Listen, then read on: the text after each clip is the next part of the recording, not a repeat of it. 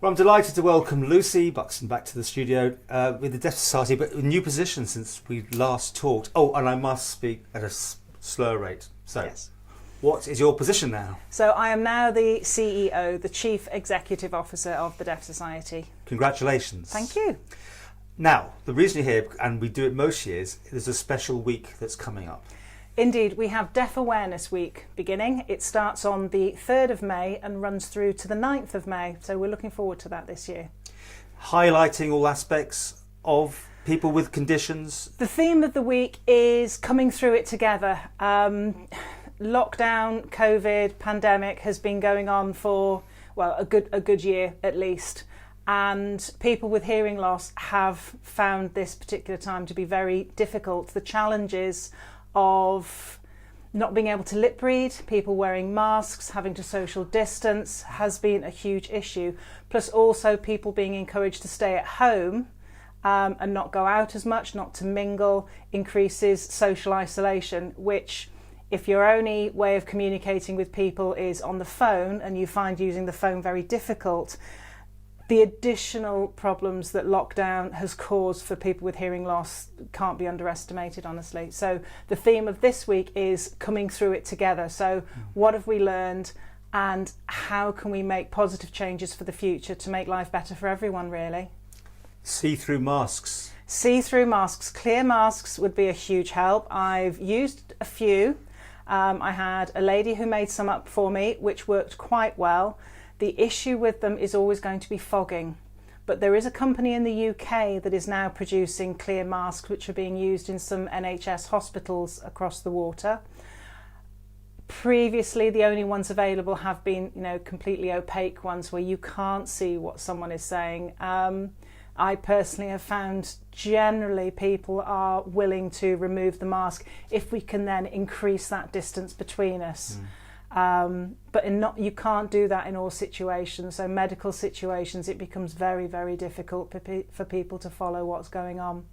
Now you said you've had a busy time here. Is this everywhere or just more Isle of Man? Or I think everyone who has been working in a supportive role has found this to be quite a challenging and difficult and very busy time.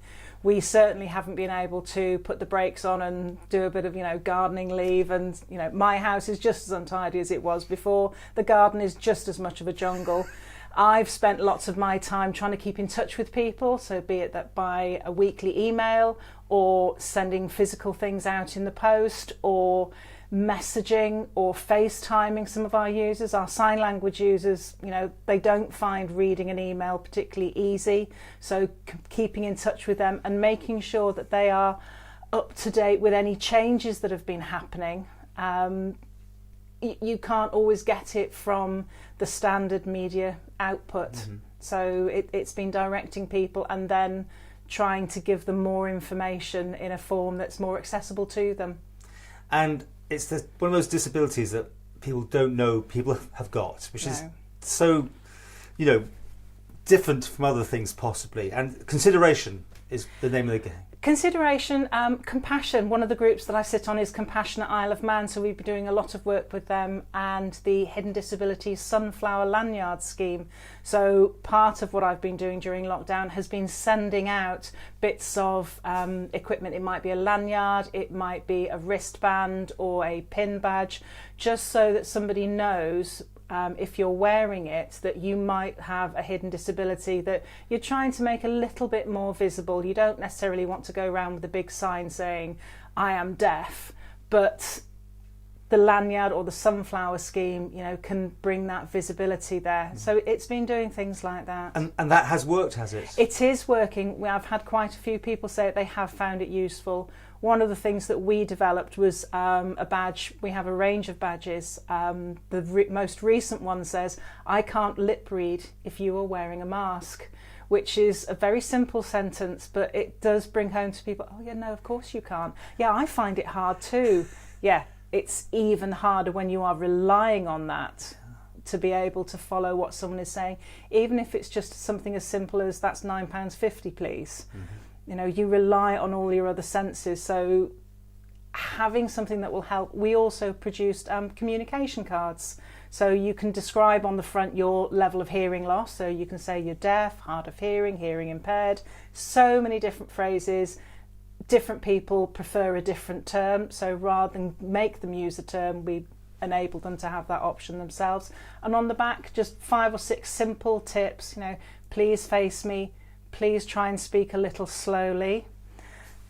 If I can't follow, then rephrase what you've said, or even write it down is helpful. So all those little things are useful. The advent of smartphones has been a huge help because you can get speech to text apps. So there are a huge number of ways around of solving those communication difficulties that when people start to think about them, it says, oh yeah, that's a really obvious thing to do. So yes. Just slightly on the side here, people getting older, and I shouldn't even say older, but overall, hearing starts to go. Yeah. A lot of people are very, everything's fine, I don't need any help, but they do. Do you find you get people with that? Okay, statistics. Approximately 1 in 6 of the population has some degree of hearing loss. And that will start from just a very mild loss. As you get older, you can find that you have more hearing loss. It can take some people quite some time to actually acknowledge that and realise that there is a problem within them that's meaning they're not hearing as well, rather than it being somebody else. The average is about 7 to 10 years, actually, from when you start to notice an issue. The point being, you need someone almost to say, you might actually have to put a hearing aid in or go for a test. A lot of people don't like that, do they? Nobody likes change, and nobody likes to acknowledge that something isn't working as well as it used to. However, modern hearing aids are absolutely fantastic. The ones that are being provided by the NHS free of charge can do wonderful things. Not everybody likes the NHS hearing aids. Private hearing aids dispensers will also provide you with a solution. But if you are concerned about your hearing, even if you think, oh, I'm just finding it a bit hard, there are certain criteria. You can self-refer if you're over 50 to the audiology department at Nobles. If you're under 50, you need to go through your GP. But protecting your hearing is essential. It's been shown that if you can keep your hearing as best you can, then the chances of developing some issues like dementia can be reduced. Yeah, so it really is important to try and do something about it. We'll talk more often. Please. And there'll be a full transcript which you're sorting out. I will sort out transcript. It's a lot easier to do a transcript when it's you doing the talking than somebody else. Correct. If people want more information or get hold of you, what's the way? The easiest way is to either give me a call in the office, which is 613059, or you can call and text the mobile, which is 202875. Alternatively, if you like to email, it's lucy.buxton@manxdeafsociety.org.im. Ooh, how else? We have a Facebook page. You can get me through that way. You can send something in the post if you prefer to the Manx Deaf Society, 3 Somerset Road, Douglas, IM2 5AD. And I must thank Lucy for turning up today because she really wanted to get a haircut first. Oh, thank you for mentioning that, Paul. Yes, the lockdown haircut. Yeah, I have a lovely hairdresser. I've not managed to get there yet. Soon. Soon.